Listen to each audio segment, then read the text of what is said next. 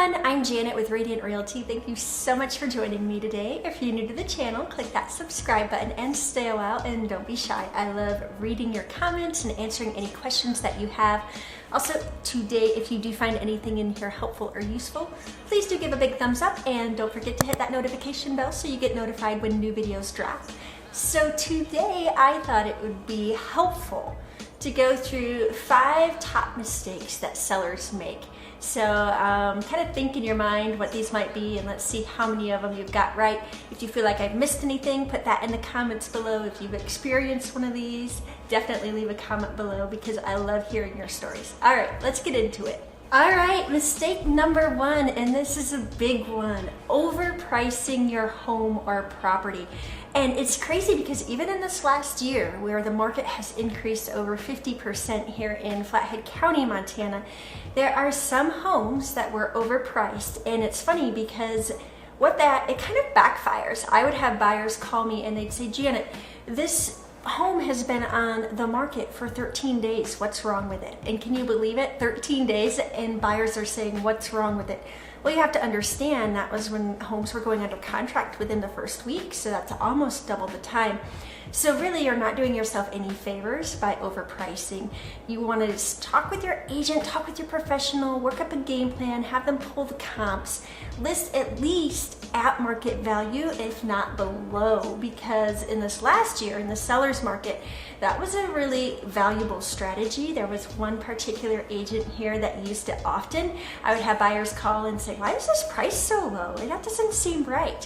Well, it wasn't right, and she created bidding wars of 18 to 20 to 25 people, and those properties went for $80,000, $100,000, $150,000 over asking. So it was definitely a worthwhile strategy. However, if you are going to utilize that, you need to talk with your agent about the game plan, what amount you're actually willing to take, because you want to be a little careful there, because some of the contracts, ours in Montana, says if you get a full price offer, and you decide not to take it, then you still owe your agent that commission or a certain amount. So you definitely don't want to do that and get into a sticky situation where expectations aren't met.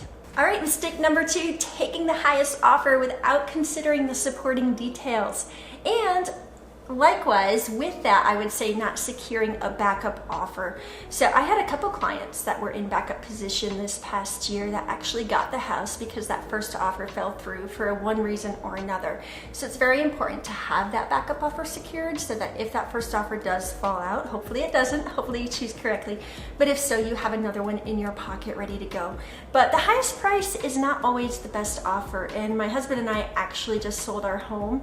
We took an offer that was $15,000 less simply because they seemed on top of it. They already had the inspection ready to go, lined up and ready to go. They weren't going to ask for things with the inspection, and for us, our timeline was really important, because if they fell through for some reason, the home that we were buying was going to fall through, or we were going to have to pull out other investments, which we didn't want to do for that down payment. So to us, sometimes it's worth less stress to take a little bit less money, and that's what we did, and it went swimmingly, and we are so happy, and we are not missing that $15,000 because I don't know if that one would have gone as smooth. So definitely consider all aspects of what you're needing before selecting that offer. All right, and number 3 mistake, not knowing what offers you're willing to take and hesitating. Even in this seller's market, there was one just a few weeks ago. I had some clients in town.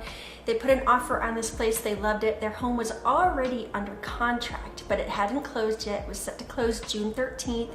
And so we had to have that contingency for the sale of their home in there. Well, these sellers really didn't want that. They had one other offer, but they weren't sure about that one's financing. See number 2. And so it was a Friday. They said, well, we want to wait until Monday till we talk to their bank. So I said to that listing agent, what is it going to take to get this done? Well, he said, well, if you guys come in and you put more earnest money down and you make that non-refundable after the inspection, which was within 2 weeks, that inspection contingency period. So within 2 weeks, they would have had that cash in hand, and if you can offer a little bit more, I think that would do it. So I went back to my buyers. They were excited about this house. They went in aggressive. We offered $50,000 more, $50,000 in earnest money. That was non-refundable after that inspection contingency, which was in 2 weeks, just 2 weeks. They would have had 50 grand in their pocket. They hesitated again. So I don't know if that listing agent just assumed they would take that and hadn't actually discussed it with them, or if they thought that maybe they would like to do that, but then changed their mind.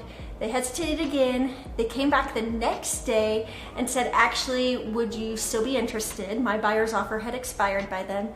And so I went back to my buyers. They had moved on. They put an offer on a property in Bozeman, and that fell through. That offer did. So they came back. They said, well, we will offer again, but only at list price. So now they're making 50 grand less, and they took the earnest money back down to 20 grand. And so it was only 20 grand in pocket after 2 weeks. They hesitated again. Oh my gosh, this was the most frustrating deal ever. And it turned out not to be a deal because they hesitated again. They came back the next day. My buyers said, forget it. They felt like the sellers were playing games with them. They didn't like it. Even in the seller's market, you need to know what you're willing to take. Go with your gut, go with your instincts, and make a deal. So that house is still on the market, and they could have had, I know that they didn't want that contingency for sale of home, but they would have been closing in 3 weeks now, and now they're still sitting there not under contract, and they probably won't get nearly as much for it because it's been on the market long enough. Nobody needs to. They don't feel that pressure. So you want to capitalize when buyers go through your home and they make that offer that first 24 hours. They're really excited about it and they're willing to do anything. The longer you wait, the more they start thinking, oh, well, I wouldn't need to do this and I wouldn't need to do that, and I don't really like that, and maybe there's another one over here, and that kind of waits. So you definitely want to capitalize on that 24-hour excitement period and don't miss it. All right, and the number 4 mistake sellers make is underestimating the time it's going to take to get their home ready.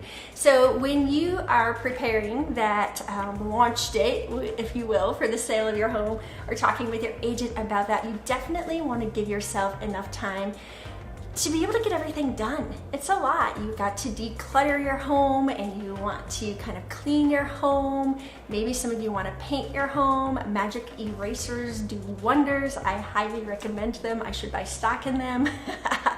But you just need to allow yourself enough time for that before the photos and the video and all of that, so that you're ready to go and not losing your mind. And the number 5 mistake that sellers make is not seeking professional advice. I know it is really tempting, and you know, I did the video on whether you should list for sale by owner, and I can't hate on that because that's what I did for all the years until I was an agent myself. I would say I was very knowledgeable about things and what needed to be done. In hindsight, I don't know that I actually saved money. I felt like I saved money at the time. So I'm just gonna read a sentence from an article. This is an old article. It was actually in 2018, and you'll be able to tell by the prices, the median home prices that I give you. But I'm sure that it's similar today, and it gets the point across. So according to the report, the median selling price for all for sale by owner homes was $190,000 last year. When the buyer knew the seller, the number plunges to a median selling price of $160,300. For homes sold with the assistance of an agent, the median selling price was $250,000. That's $60,000 to $90,000 more while using an agent. So I know it can be really tempting because you hate those agent fees, but at the same time, you're having to do way less work.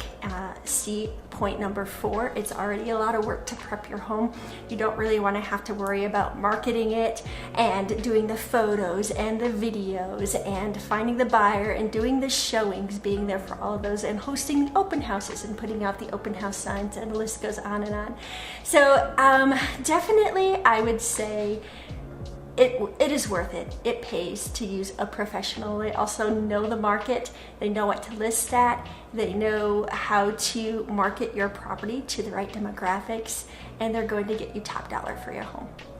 Now with this, I will also say it's very important to hire the right agent. So just make sure when you do hire an agent, it's somebody that you feel compatible with and you feel like you're gonna be able to work comfortably with throughout the process and has your best interests in mind the entire way.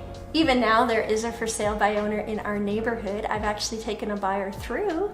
I'm not opposed to them when they offer a buyer agent's commission. However, he's overpriced, and he has told me, I've asked him, you know, what the activity has been like for him. He said, well, we've gotten a few offers, but they've been lowball offers.